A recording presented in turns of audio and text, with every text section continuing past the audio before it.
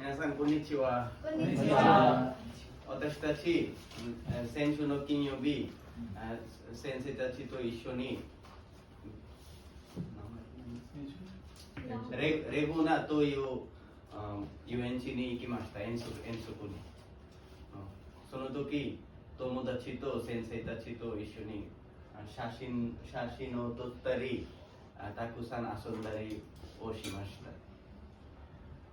私たちステラコスタというステラコスタに乗って、初めはちょっと怖かったけど、最後にはとても楽しかったです。はい、上に登るときはとても嬉しいです。でも下に降りるときはとても怖いです。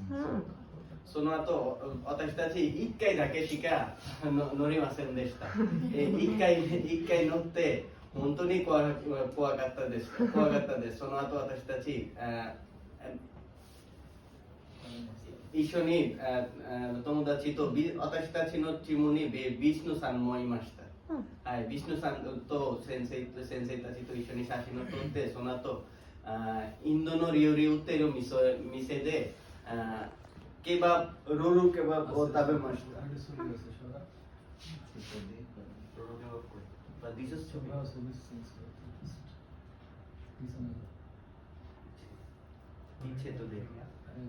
সামনে যাতে এইদিকে ডাইনি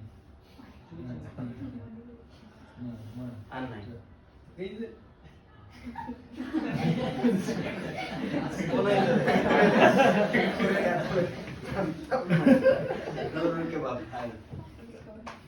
とても楽しかったです。私たちもう一回そんなところに行きたいです。これで私たちの遠足のために発表終わりです。ありがとうございます。